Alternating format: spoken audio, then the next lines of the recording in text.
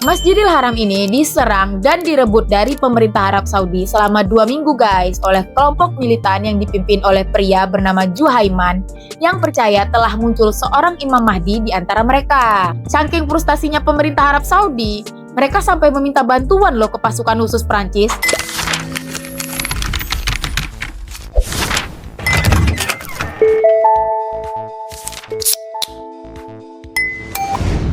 Halo semuanya, selamat datang di channel Saptri Zayana. Kali ini aku mau ngajak kalian nih untuk membahas sebuah peristiwa yang mengguncang Arab Saudi. Peristiwa yang mungkin jarang sih dibahas di Indonesia, yaitu peristiwa penyerangan dan pendudukan Masjidil Haram oleh kelompok militan bersenjata selama 2 minggu yang terjadi di tahun 1979. Iya guys, ini yang dimaksud adalah tempat suci umat Islam.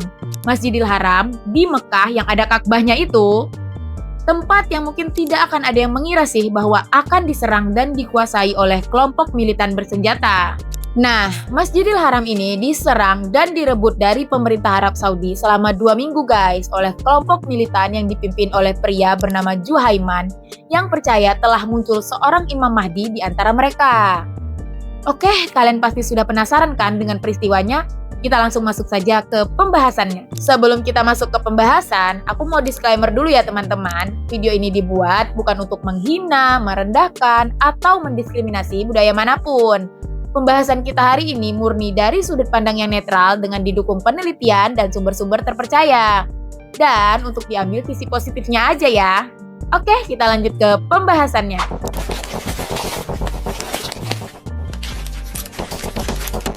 Kita mulai dari kronologinya dulu ya.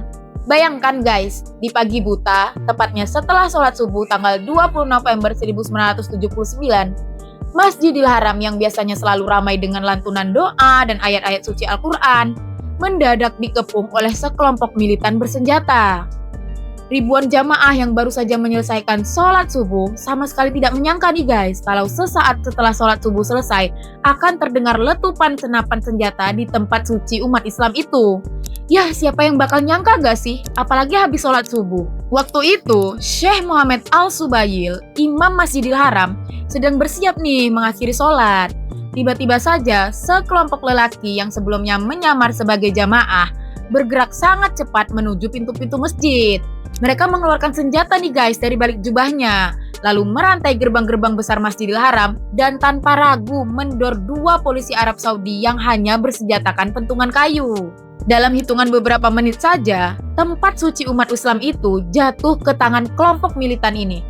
Mereka pun mengumumkan nih di hadapan para jamaah yang kebingungan saat itu bahwa telah muncul seseorang dari mereka yang mereka klaim sebagai Imam Mahdi ini. Iya, seorang Imam Mahdi guys. Nah guys, peristiwa ini bukan muncul begitu saja ya. Ada latar belakang yang cukup kompleks nih. Ini semua tuh berawal dari pergolakan sosial, keagamaan, dan politik di Arab Saudi pada akhir tahun 1970-an. Saat itu, Arab Saudi sedang menghadapi dampak dari ledakan pendapatan minyak, modernisasi yang bergerak sangat cepat, dan kritik keras dari kalangan konservatif yang merasa pemerintah terlalu dekat dengan Barat dan dianggap terlalu longgar nih dalam menjaga nilai-nilai agama Islam. Di tengah suasana yang penuh gejolak ini, muncullah nih sosok Juhaiman bin Muhammad Al-Otaibi. Beliau ini tuh dulunya adalah mantan anggota Garda Nasional Saudi guys, tapi kemudian berubah menjadi tokoh radikal. Nah, dari berbagai data yang aku kumpulkan, Juhaiman ini tuh berasal dari keluarga yang punya sejarah konflik dengan penguasa Arab Saudi. Ayahnya tuh berasal dari lingkungan Ikhwan, yaitu kelompok bersenjata suku-suku Baduy yang dulu membantu Abdul Aziz bin Saud mendirikan kerajaan Arab Saudi. Nah, Abdul Aziz bin Saud ini terus menjadi raja pertama Arab Saudi ya guys. Tetapi suku-suku Baduy itu yang dulu membantu mendirikan kerajaan Arab Saudi sempat memberontak nih karena menolak modernisasi di sana. Dengan pengalaman dan latar belakang inilah yang membentuk pandangan Juhaiman menjadi sangat keras nih terhadap keluarga kerajaan dan segala bentuk apa yang ia anggap sebagai penyimpangan dari Islam murni. Atau bisa dikatakan pandangannya ini cenderung anti Barat lah. Setelah keluar dari Garda Nasional, Juhaiman nih mendalami studi agama dan berteman dengan mahasiswa serta tokoh-tokoh yang mengkritik pemerintah Arab Saudi. Dalam beberapa penelitian disebutkan nih bahwa gerakan Juhaiman ini tumbuh di lingkaran kampus Universitas Islam Madinah dan lingkungan dakwah yang resah dengan kebijakan kerajaan Saudi saat itu. Mereka memandang nih bahwa televisi, bioskop, musik, dan pencampuran budaya dengan barat sebagai tanda-tanda kemurtatan penguasa.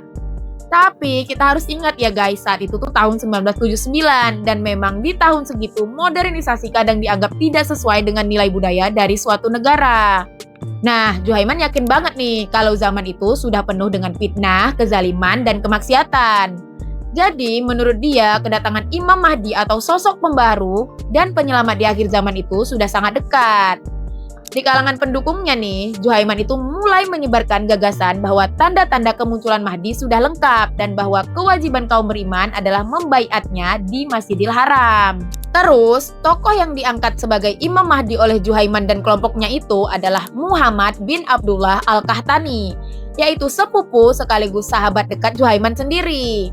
Nama Muhammad bin Abdullah ini identik dengan beberapa riwayat tentang Imam Mahdi guys. Dan inilah yang dijadikan pijakan teori oleh kelompok ini untuk menguatkan klaim mereka ini. Namun, ada juga beberapa laporan, termasuk artikel-artikel sejarah dan kajian akademik, yang menyebutkan bahwa Al-Qahtani ini diyakinkan, bahkan sebagian menyebut ini dipaksa guys untuk menerima peran sebagai Imam Mahdi dan menjadi simbol gerakan mereka. Menarik ya guys, ada yang bilang dia mengaku sendiri, ada juga yang bilang dia dipaksa untuk jadi Imam Mahdi ini. Nah, serangan Masjidil Haram 20 November 1979 itu ternyata bukan kejadian spontan ya guys, melainkan perencanaan matang kelompok Juhaiman selama berbulan-bulan. Mereka menyelundupkan senjata, amunisi, dan perbekalan ke dalam masjid yang saat itu sedang direnovasi, menggunakan peti jenazah dan truk guys. Militan masuk nih menyamar sebagai pelayan atau sudah menunggu di dalam untuk menguasai titik-titik penting. Juhaiman juga menempatkan penembak jitu guys di menara dengan perintah untuk menembak aparat keamanan yang mendekat dan menganggap mereka itu musuh yang menghalangi negara Islam versi kelompok tersebut. Setelah berhasil merebut Masjidil Haram, kelompok Juhaiman ini segera menyandra ribuan jamaah dan staf masjid. Mereka memutus saluran telepon serta jalur komunikasi lain nih guys, berupaya menjadikan Masjidil Haram sebagai benteng tertutup dan mereka menantang pemerintah kerajaan Saudi. Setelah itu, Juhaiman berpidato dengan menuduh keluarga Saud korup dan menyimpang dari syariat karena bersekutu dengan barat dan membawa kemaksiatan. Lalu dia mengumumkan nih, berdirinya negara Islam Arab Saudi serta menuntut umat berbaiat pada Imam Mahdi ini. Menganggap penguasaan Masjidil Haram sebagai tanda berakhirnya rezim lama. Ngeri-ngeri sedap ya guys aksi dari Juhaiman ini. Langsung Masjidil Haram loh yang jadi targetnya.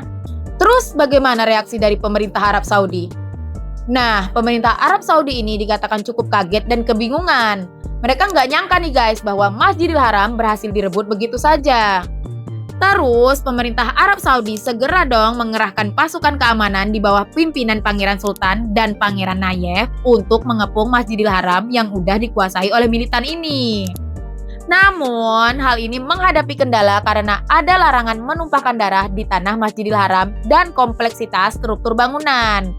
Sehingga harus bertindak lebih hati-hati agar tidak memprovokasi kemarahan umat Islam dan memperburuk situasi sandera. Ya, bisa dibilang tindakan pemerintah Arab Saudi ini terkesan agak lambat ya guys. Karena kehati-hatian itu, pengepungan Masjidil Haram oleh kelompok Juhaiman ini bisa berlangsung sekitar 2 minggu guys, dari tanggal 20 November sampai 4 Desember tahun 1979. Selama periode itu nih, kawasan sekitar masjid berubah menjadi zona militer tertutup. Arus informasi dibatasi ketat, media lokal diberi instruksi untuk mengendalikan pemberitaan, sementara dunia luar dibanjiri rumor dan spekulasi tentang apa yang sebenarnya terjadi di jantung kota Makkah ini. Di dalam masjid, para militan menempatkan sandera di berbagai titik dan memanfaatkan ruang-ruang bawah tanah sebagai basis pertahanan mereka. Pasukan Saudi berulang kali nih mencoba mendekat, namun dihujani tembakan dari penembak jitu yang berada di menara. Perlawanan sengit dan posisi strategis para militan membuat beberapa serangan awal aparat keamanan itu gagal guys menembus pertahanan utama mereka. Nah, menurut beberapa sumber yang mengutip data resmi pemerintah Arab Saudi, korban jiwa dari pertempuran itu sangat besar. Angka resmi yang sering disebut tuh menyatakan sekitar 255 orang terdiri dari peziarah, pasukan keamanan, dan militan itu tewas. Serta lebih dari 500 orang terluka guys. Data lain juga menyebut angka korban bisa lebih tinggi, tetapi tetap menunjukkan bahwa pengepungan ini adalah salah satu insiden paling kelam dalam sejarah modern Arab Saudi. Saking frustasinya pemerintah Arab Saudi, mereka sampai meminta bantuan loh ke pasukan khusus Prancis, yaitu GIGN. Namun, peran GIGN itu terbatas pada perencanaan dan konsultasi untuk menembus barikade kelompok militan saja. Hal ini tuh demi menghindari kontroversi dan adanya opini publik tentang mengundang non-muslim ke tanah haram. Singkatnya, operasi pembebasan Masjidil Haram akhirnya memasuki tahap kritis dengan pasukan Saudi menyerbu kompleks Masjidil Haram dan ruang bawah tanahnya. Menggunakan gas air mata nih, serta terlibat pertempuran jarak dekat yang mengakibatkan korban di kedua belah pihak. Di mana kelompok militan Juhaiman yang kehabisan persediaan semakin terdesak guys. Dalam fase akhir pertempuran pembebasan Masjidil Haram ini, Muhammad Al-Qahtani yang diklaim sebagai Imam Mahdi oleh kelompok Juhaiman berhasil ditembak jatuh nih guys oleh pasukan Arab Saudi. Nah, setelah mengetahui sang Imam Mahdi itu jatuh dan meninggal dunia, akhirnya moral pengikutnya pun runtuh guys. Dan kemudian Juhaiman sendiri berhasil ditangkap hidup-hidup bersama 68 militan lainnya. Lalu, mereka pun akhirnya diadili dan dihukum mati di tahun 1980 atas tuduhan pemberontakan bersenjata, pembunuhan, dan penodaan di Tanah Haram. Setelah kejadian pengepungan di Masjidil Haram ini, pemerintah Arab Saudi tuh akhirnya kayak sadar diri guys. Jadi, akhirnya mereka itu agak mengurangi modernisasi dan menjadi lebih tertutup dengan negara barat. Namun, kalau kita lihat, Arab Saudi zaman sekarang kan sudah sangat terbuka dan modern ya. Nah, sebenarnya kalau kita ingat-ingat lagi nih, keterbukaan Arab Saudi ini tuh baru beberapa tahun ini aja loh. Keterbukaannya itu kayak ada bioskop dan konser musik guys. Terus juga proyek-proyek untuk memajukan pariwisata mereka kan baru beberapa tahun belakangan ini kan. Nah, keterbukaan Arab Saudi ini tuh semakin kelihatan ketika Pangeran Muhammad bin Salman atau sering disebut MBS ini mulai masuk dan memegang pemerintahan Arab Saudi ini. Jadi guys, bagaimana menurut kalian tentang peristiwa pengepungan Masjidil Haram ini? Apakah kalian sudah tahu sebelumnya atau malah baru tahu nih? Nah, jangan ragu ya buat berbagi pendapat dan komentar kalian di kolom komentar ya. Kalau kalian suka dengan pembahasan seperti ini, jangan lupa like video ini dan subscribe channel Septri Zayana agar tidak ketinggalan video menarik lainnya. Sampai jumpa di video berikutnya. Aku Septri, bye-bye!